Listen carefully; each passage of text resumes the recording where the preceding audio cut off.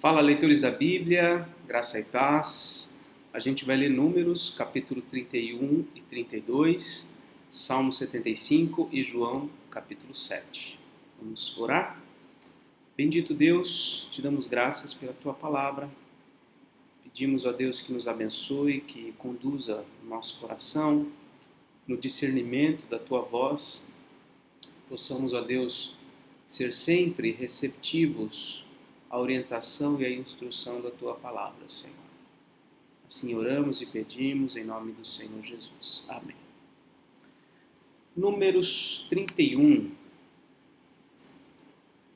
O Senhor disse a Moisés: Vingue os filhos de Israel dos midianitas, depois disso você será reunido ao seu povo. Então Moisés falou ao povo, dizendo: Armem alguns de vocês para a guerra, e que eles saiam contra os midianitas, para fazerem a vingança do Senhor contra eles. Enviem à guerra 1.000 homens de cada tribo entre todas as tribos de Israel. Assim, dos milhares de Israel foram mandados 1.000 homens de cada tribo, 12.000 ao todo, armados para a guerra. Moisés mandou-os para a guerra 1.000 de cada tribo, juntamente com Finéias, filho do sacerdote Eleazar, o qual levava consigo os utensílios sagrados e as trombetas para o toque de ataque. Eles atacaram os midianitas, como o Senhor havia ordenado a Moisés, e mataram todos os homens. Mataram, além dos que já haviam sido mortos, os reis dos midianitas, Evi, Requem, Zur, Ur e Reba, 5 reis dos midianitas. Também mataram a espada Balaão, filho de Beor. Porém, os filhos de Israel levaram presas as mulheres dos midianitas e as suas crianças. Também levaram todos os seus animais, todo o seu gado e todos os seus bens. Queimaram todas as cidades em que os midianitas habitavam e todos os seus acampamentos.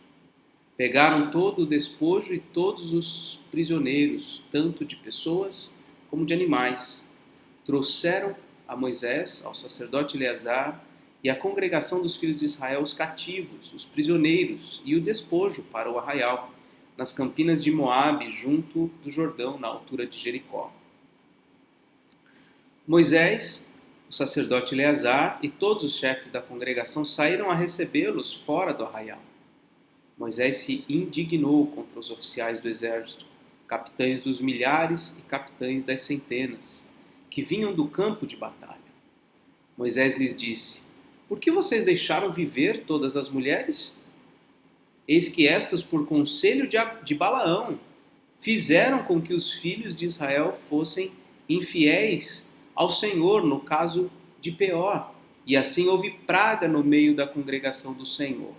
Aqui, esse versículo 16 é o esclarecimento daquele ponto que ficou vago na leitura de alguns capítulos atrás. Até a Vanessa, se não me engano, fez a citação num dos comentários. É esse versículo que está dizendo que as mulheres enredaram os homens de Israel por conselho de Balaão. Quer dizer, Balaão de fato era um homem que não tinha nenhum compromisso com Deus, nem com o povo de Deus. Ele foi quem teve a ideia de que as mulheres midianitas enredassem os filhos de Israel e atraíssem eles para sacrificarem aos ídolos, pois isso ofenderia a Deus e traria praga contra Israel. Agora, pois, matem dentre as crianças todas as do sexo masculino, matem também todas as mulheres que já tiveram relações com algum homem deitando-se com ele, mas todas as meninas e as jovens que não tiveram relações com algum homem deitando-se com ele, deixem viver para vocês. Fiquem acampados durante 7 dias fora do arraial. Todos os que tiverem matado alguma pessoa ou tiverem tocado em algum morto devem se purificar no 3º dia e no 7º dia. Purifiquem a si mesmos e também aos seus prisioneiros. Purifiquem também todas as roupas, todos os objetos feitos de couro, todos os objetos feitos de pelos de cabra e todo o artigo de madeira. Então o sacerdote Eleazar disse aos homens do exército que tinham ido à guerra: Este é o estatuto da lei que o Senhor ordenou a Moisés. O ouro, a prata, o bronze, o ferro, o estanho, o chumbo, tudo que pode suportar fogo, vocês devem passar pelo fogo, para que fique puro, e ainda terá de ser purificado com a água purificadora. Mas todo o que não pode suportar o fogo, vocês devem passar pela água. Lavem também as suas roupas no 7º dia, para que vocês fiquem puros, e depois poderão entrar no arraial. O Senhor disse a Moisés: faça a contagem daquilo que foi aprisionado, tanto de pessoas como de animais, com a ajuda do sacerdote Eleazar e dos chefes das casas dos pais da congregação. Divida aquilo que foi aprisionado em 2 partes iguais, uma parte para os soldados que sairão à guerra, e a outra para toda a congregação. Os homens do exército que saíram a esta guerra, dos homens do exército que saíram a esta guerra, cobre um tributo para o Senhor, de cada 500 cabeças, uma, tanto dos homens como dos bois, dos jumentos e das ovelhas. Tome esse tributo da metade que toca aos soldados e entregue-o ao sacerdote Eleazar como oferta ao Senhor.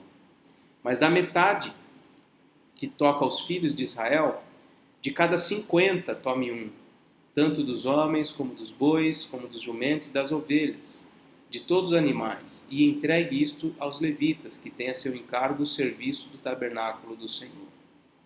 Moisés e o sacerdote Eleazar fizeram como o Senhor havia ordenado a Moisés.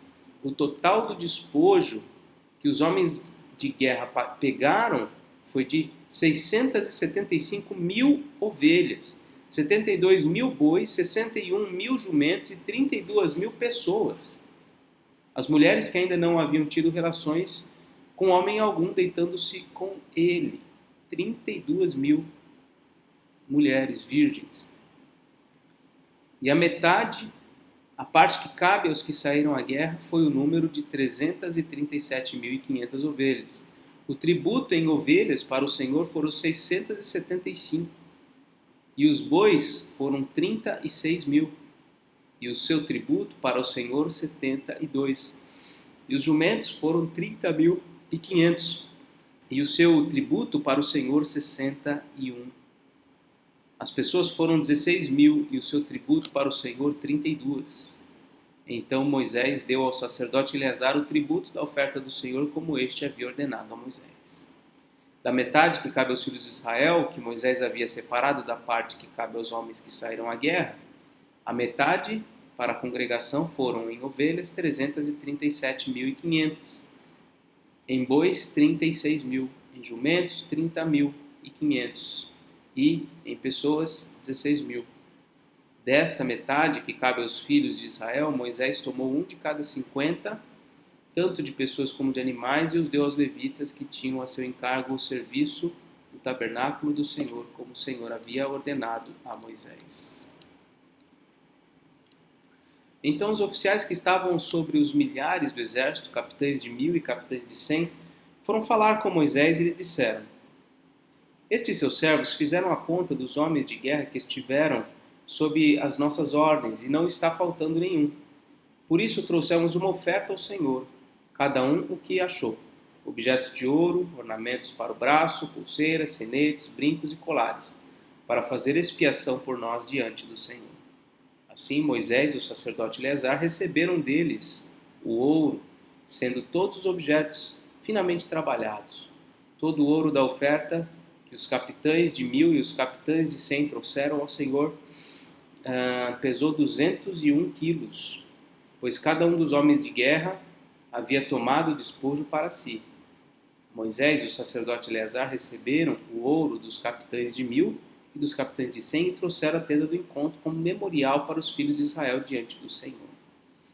Olha que legal aqui nessa parte. Os oficiais que estavam sobre os milhares de exércitos, né, os capitães, foram falar com Moisés e olha só, eles fizeram a conta dos homens de guerra que estiveram sob as ordens deles e não está faltando, olha aqui, nenhum. Olha que interessante. Eles fizeram as contas de todos os soldados que estiveram sob o comando deles e não faltou nenhum. E aí eles decidem fazer uma oferta especial. Uma oferta, olha aqui, voluntária. Então, é comum, sempre foi comum no meio do povo de Deus, essa noção de dar ao Senhor uma oferta adicional, além daquilo que é obrigatório. Uma oferta adicional reflete gratidão, reflete consciência de que o Senhor foi quem lhe deu aquilo, né? Foi quem lhe conferiu aquilo. Eu temo que isso se perdeu aos poucos, né? Eu estava conversando com um amigo de igrejas pentecostais, né? E ele estava falando das pessoas em geral, né?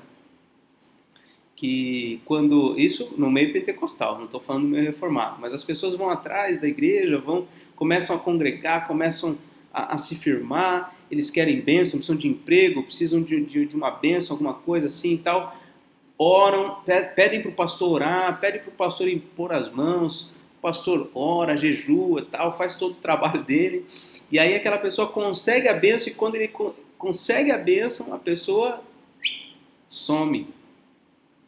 Olha só.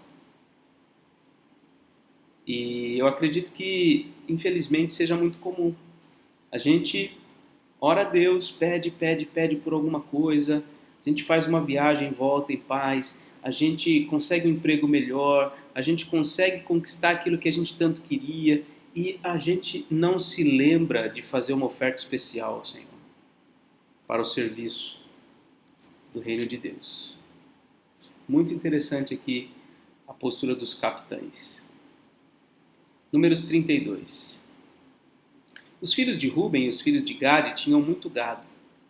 Quando viram a terra de Jazer e a terra de Gileade, que eram boas para a criação de gado, os filhos de Gade e os filhos de Ruben foram falar com Moisés, com o sacerdote Eleazar e com os chefes da congregação e disseram: Atarote, Dibon, Jazer, Ninra, Esbom, Eleale, Seban, Nebo e Beon, a terra que o Senhor subjugou diante da congregação de Israel é terra de gado, e estes seus servos têm gado. Disseram mais: se encontramos favor aos seus olhos, permita que a posse da terra seja dada a estes seus servos, e não os faça passar o Jordão. Porém Moisés disse aos filhos de Gade e aos filhos de Ruben. Deixa eu só explicar uma coisa aqui, deixa eu ver se eu consigo acessar aqui. Mapa Israel tribos. Deixa eu ver se acha alguma coisa aqui, ó. Vou abrir esse primeiro mapa. Deixa eu abrir um pouco maior. Vamos ver. Olha aqui, ó. Esse aqui é o Mar Morto, né? Aqui o Mar da Galileia aqui em cima. E aqui é o Rio Jordão. Tá vendo aqui o Rio Jordão? Tá? Eles estão aqui mais ou menos nessa direção aqui, perto da entrada de Jericó. Então nessa região aqui. Certo?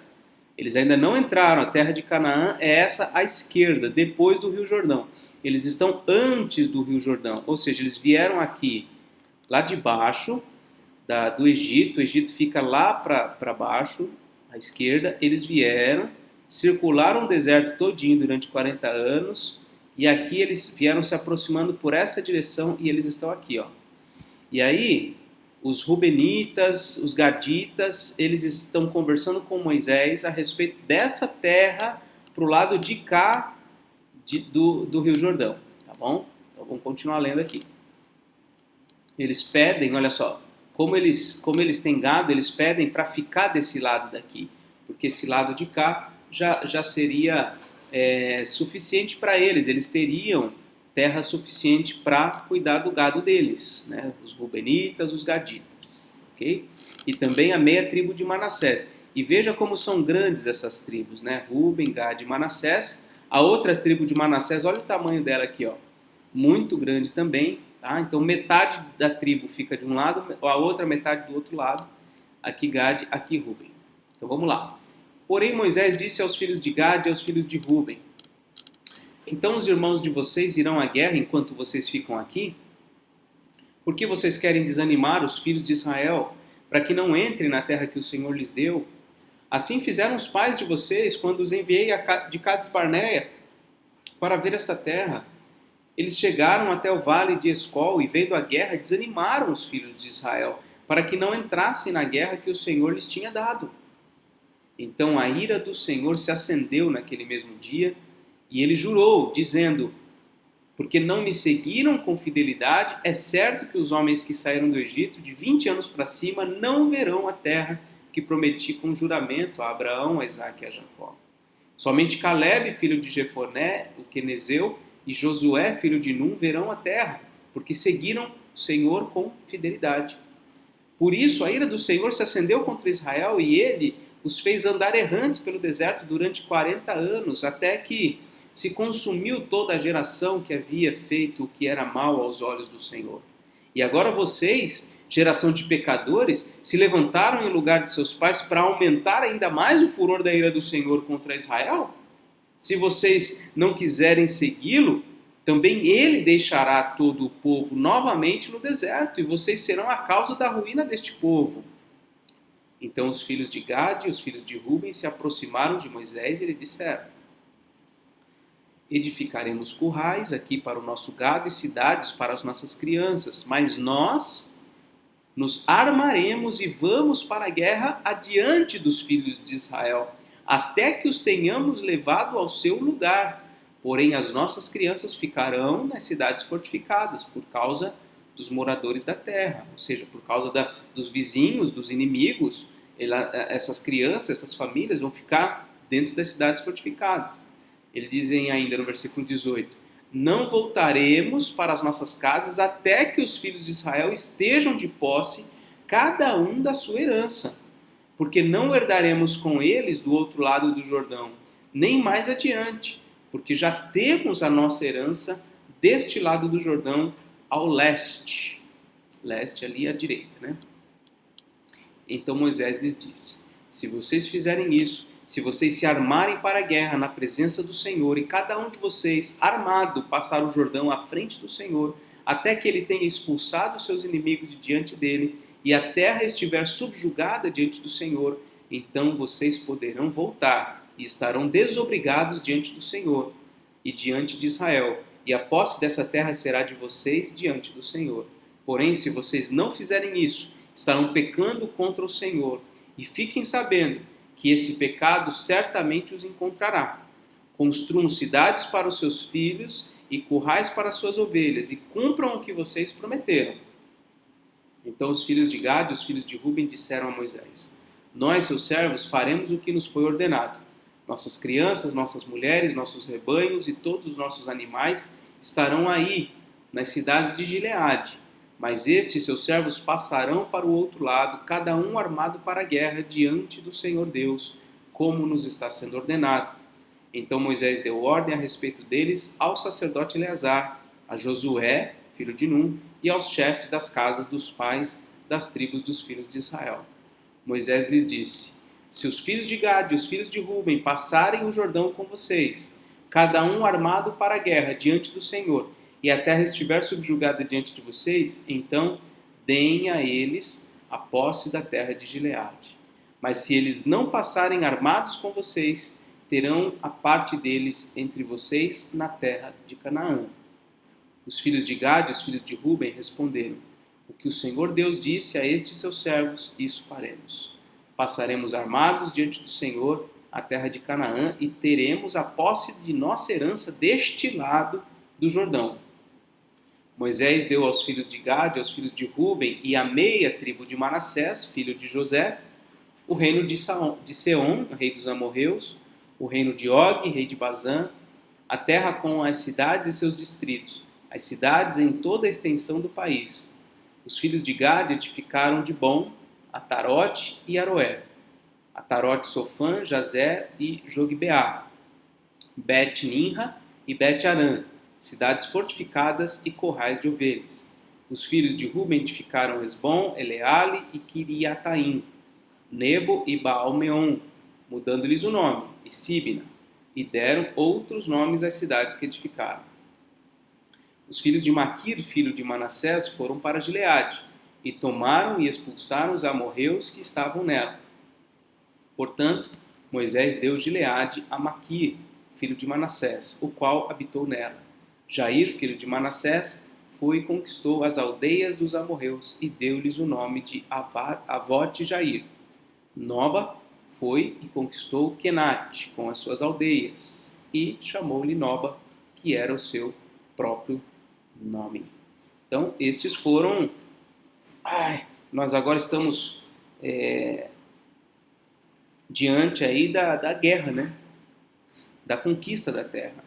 Então, esse foi um primeiro momento, antes ainda deles entrarem na Terra Prometida, já ocupando toda aquela terra lateral ao leste. Então, vários reis que foram vencidos, várias terras que foram tomadas, e para que eles pudessem morar ali. Tá bom? Então, lemos números 31 e 32, agora vamos ao Salmo 75.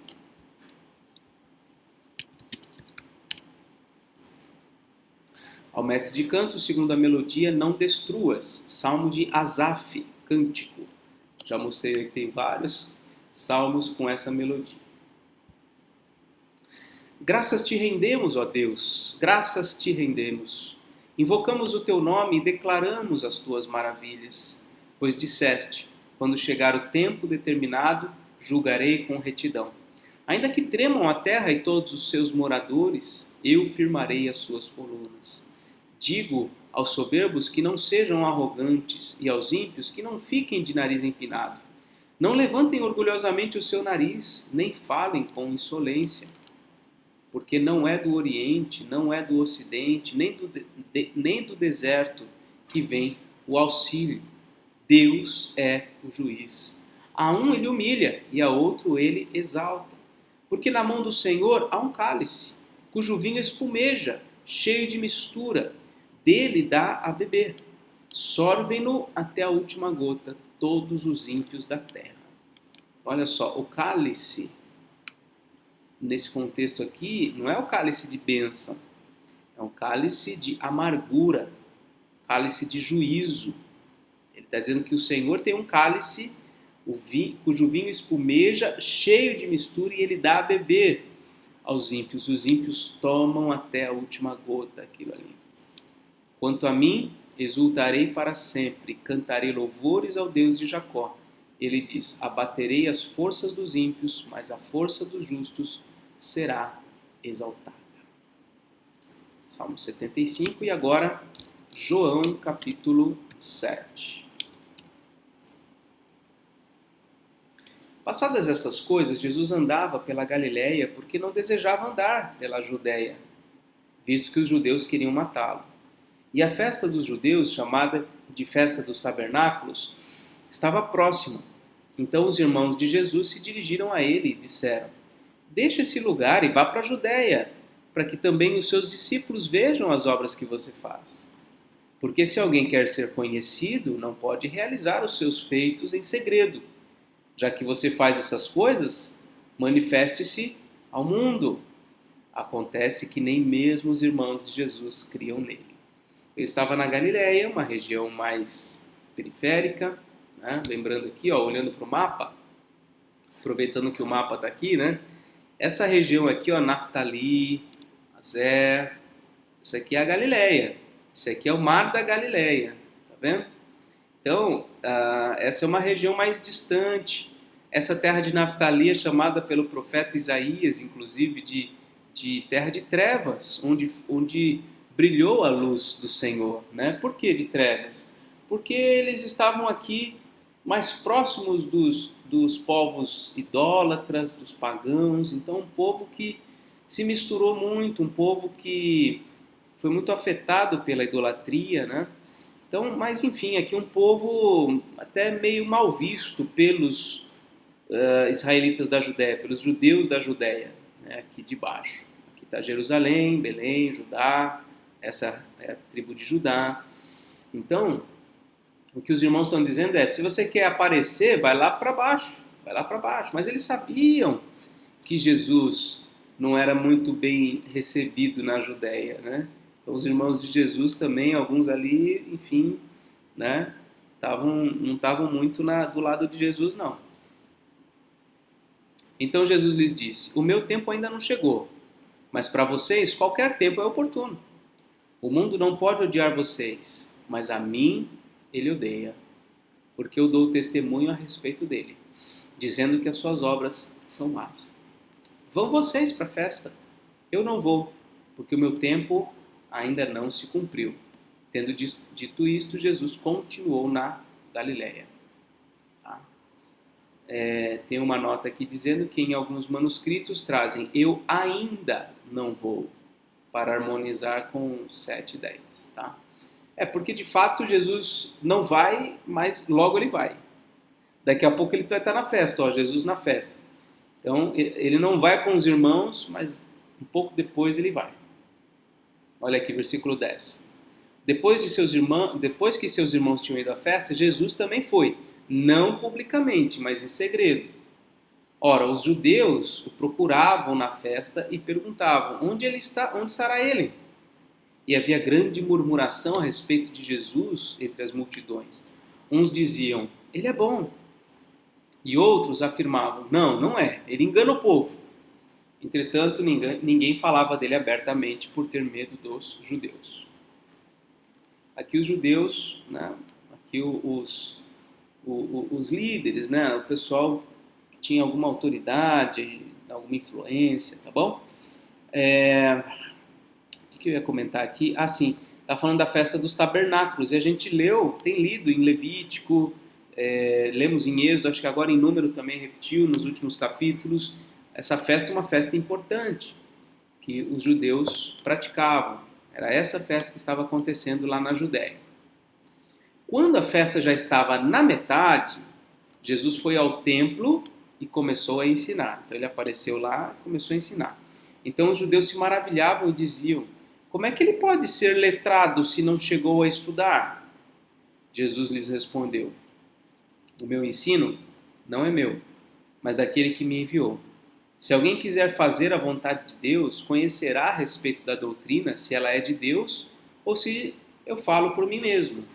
Quem fala por si mesmo está buscando a sua própria glória, mas o que busca a glória de quem o enviou, esse é verdadeiro, e nele não há falsidade. Não é fato que Moisés deu a lei para vocês? Contudo, nenhum de vocês a cumpre. Por que estão querendo me matar? E a multidão respondeu: você tem demônio, quem é que está querendo matá-lo? Jesus respondeu: um só feito realizei, e todos vocês ficaram admirados. Moisés lhes deu a circuncisão, se bem que ela não vem de Moisés, mas dos patriarcas. E vocês fazem a circuncisão de um menino até mesmo no sábado. E se um menino pode ser circuncidado em dia de sábado, para que a lei de Moisés não seja desrespeitada, por que vocês ficam indignados contra mim pelo fato de eu ter curado por completo um homem num sábado? Não julguem segundo a aparência, mas julguem pela reta justiça. Alguns de Jerusalém diziam: não é este o homem que estão querendo matar? Eis que ele fala abertamente, e ninguém lhe diz nada. Será que as autoridades reconhecem de fato que este é o Cristo? Mas nós sabemos de onde este homem vem. Quando, porém, o Cristo vier, ninguém saberá de onde ele é. Enquanto ensinava no templo, Jesus disse em alta voz: vocês não somente me conhecem, mas também sabem de onde eu sou. Eu não vim porque eu de mim mesmo o quisesse, mas aquele que me enviou é verdadeiro, aquele a quem vocês não conhecem. Eu conheço, porque venho da parte dele e ele me enviou. Então quiseram prendê-lo. Mas ninguém lhe pôs as mãos, porque a sua hora ainda não havia chegado. Porém, muitos dentre a multidão creram nele e diziam: quando Cristo vier, será que vai fazer coisas maiores, ou vai fazer maiores sinais do que este homem tem feito? Então, de novo aqui fala da hora, né? Que não é chegada a sua hora. Diante dos irmãos dele, ele falou há pouco, né? Ainda não é chegada a minha hora. Então, João ele vai criando uma expectativa a respeito dessa hora especial que haveria de vir. Os fariseus, ouvindo a multidão murmurar essas coisas a respeito de Jesus, juntamente com os principais sacerdotes, enviaram guardas para o prender. Jesus disse: Ainda por um pouco de tempo estou com vocês. Depois irei para junto daquele que me enviou. Vocês irão me procurar, mas não me acharão. Vocês também não podem ir para onde eu estou. Então os judeus disseram uns aos outros: Para onde ele irá, que não o possamos achar? Será que pretende ir para a diáspora entre os gregos, a fim de ensinar os gregos? O que significa isso que ele diz? Vocês irão me procurar, mas não me acharão? Vocês também não podem ir para onde eu estou? O que ele está dizendo com isso, né? Então a mente dos judeus, daquele povo, ficava sempre em suspenso. Quem é esse cara? O que ele está falando? Então incomodava muito. Nessa festa, Jesus incomoda demais essas pessoas. E aí, no último dia da festa, no grande dia da festa, Jesus se levantou e disse em alta voz: Se alguém tem sede, venha a mim e beba. Quem crer em mim, como diz a Escritura, do seu interior fluirão rios de água viva. E aí João explica. Isso ele disse a respeito do Espírito, que aos que nele crescem haviam de receber, pois o Espírito até aquele momento não tinha sido dado, porque Jesus ainda não havia sido glorificado. Veja o anúncio de Jesus: se alguém tem sede, venha a mim e beba, e do seu interior fluirão rios de água viva. Esse que beber de mim vai ter o Espírito Santo e dele vai fluir água viva. Quando ouviram essas palavras, alguns do meio do povo diziam: Este é verdadeiramente o profeta. Outros diziam: Ele é o Cristo. Outros, porém, perguntavam: Por acaso o Cristo virá da Galileia? Logo da Galileia. Não diz a Escritura que o Cristo vem da descendência de Davi e da aldeia de Belém, de onde era Davi? Assim houve divisão entre o povo por causa dele. Alguns queriam prendê-lo, mas ninguém lhe pôs as mãos. Os guardas voltaram à presença dos principais sacerdotes e fariseus, e estes lhe perguntaram: Por que vocês não o trouxeram? Eles responderam: Jamais alguém falou como este homem. Os fariseus disseram aos guardas: Será que também vocês foram enganados? Por acaso alguma autoridade ou algum dos fariseus creu nele? Mas esse povo que nada sabe da lei é maldito. Nicodemos, um deles, que antes tinha ido conversar com Jesus, perguntou-lhes: Será que a nossa lei condena um homem sem primeiro ouvi-lo e saber o que ele fez? E aí eles responderam: Por acaso você é da Galileia? Examine e verá que da Galileia não se levanta profeta. Então veja, essas autoridades tinham mandado os guardas, os principais sacerdotes tinham mandado o guarda para prender Jesus. Os guardas voltam e falam: Olha, ninguém nunca falou como esse homem, a gente não conseguiu nem prender ele. E aí perguntam: Vocês foram enganados também? Mais alguma autoridade foi enganada por ele? Nicodemos tenta passar um pano. Nicodemos já estava meio mexido com aquela mensagem de Jesus. Fala: Mas espera aí, a gente precisava ouvir ele primeiro, né? E eles continuam firmes: Não, da Galileia não vem profeta nenhum, pode pesquisar. E aí aqui termina o capítulo 7. E assim termina a nossa leitura de hoje. Vamos terminar então o dia 75. Esse vídeo vai para o YouTube no dia 29 de março. E assim nos despedimos. Um forte abraço e até mais, se Deus quiser.